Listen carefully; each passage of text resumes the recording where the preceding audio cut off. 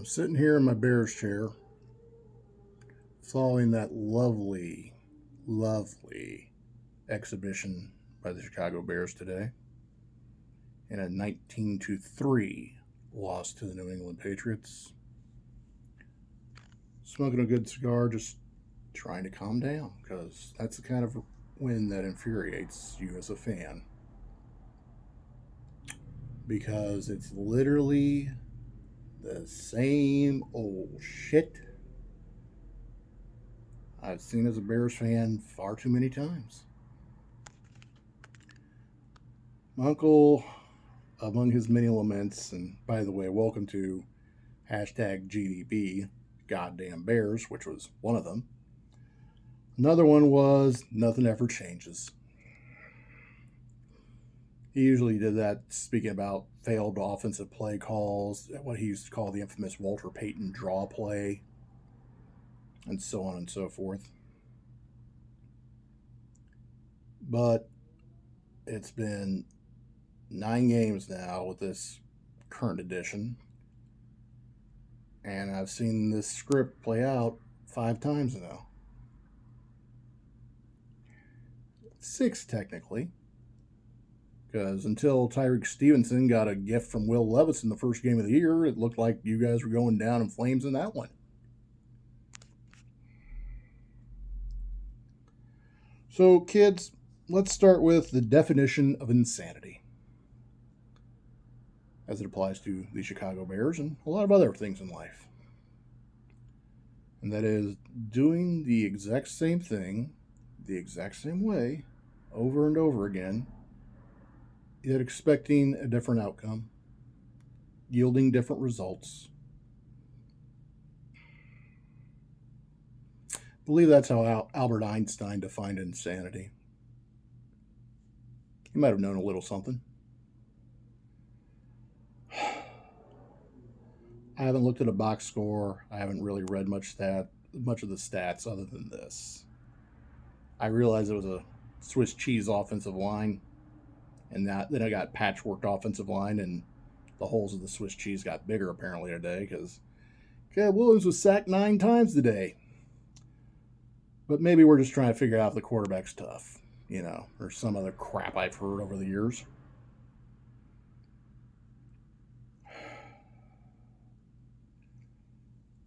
Both tackles out, you lose another guard.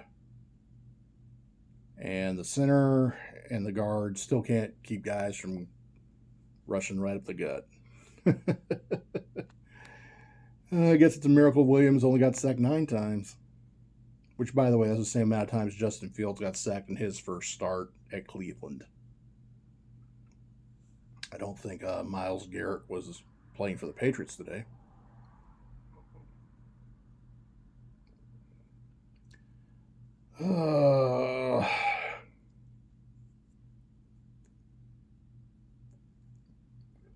Instead of smoking a cigar to revel in victory, I am smoking it to basically calm down. Because I'm trying to figure some things out. And I already know the answer, so it's somewhat rhetorical. Matt Eberflus, let's start with you, my man. There's only one other ownership I can think of in the National Football League, other than the McCaskey family, and that being the Rooney family in Pittsburgh, where if you worked for them, you probably wouldn't have your job come noon tomorrow morning. Or excuse me, noon Monday. Tomorrow morning, Jesus. It's morning for me. I work second/third shift.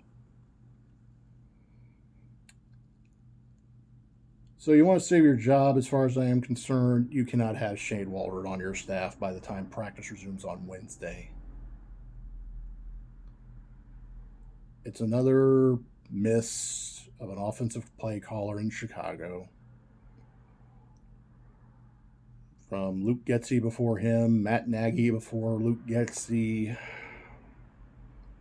the Ron Turners, the Gary Croutons, the John Shoops, the Mike Martzes, the Mike Tices, and on and on and on, and the Adam Gases.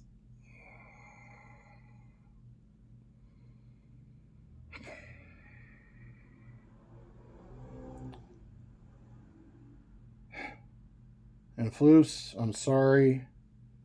You're just proving to me you're an okay defensive coordinator, but as a head coach, I don't know.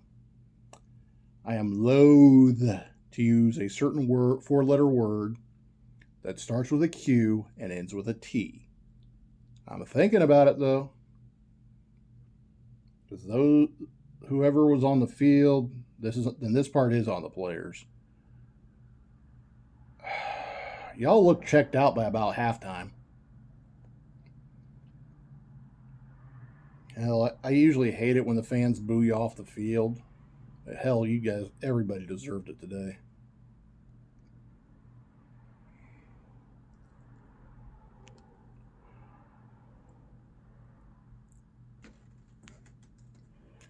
So let's talk about what's coming up now. You're 4-5.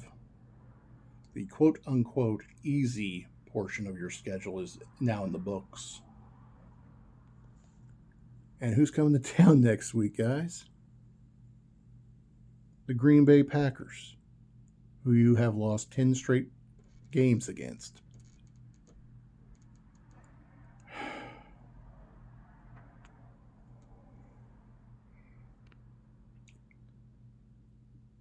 Theoretically, that lovely little stat right there should be enough to get everybody dialed in, refocused, or finally over the damn Hail Mary in Washington 2 weeks ago.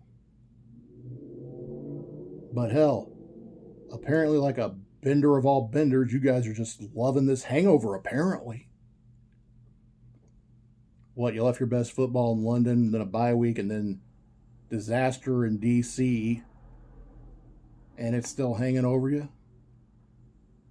If you guys are trying to change that narrative, you're failing miserably again.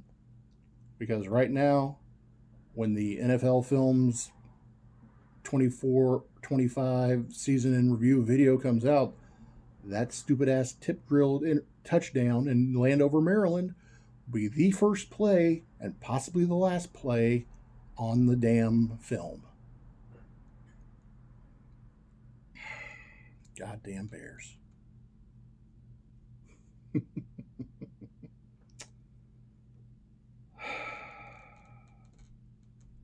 Well,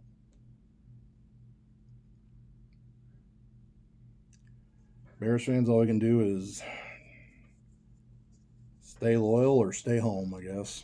Or in my case, stay home and watch the games anyway, because I'm a little too messed up to go park somewhere in Chicago and walk all the way to the field. My back, that is.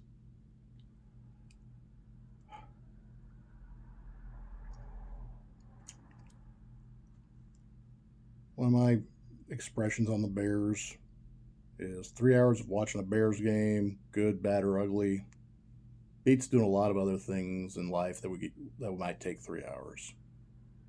Although there are days, and this is one of them. Oh, goddamn Bears. 4-5. Green Bay coming to Chicago next week. Bear down, my friends. Goddamn Bears.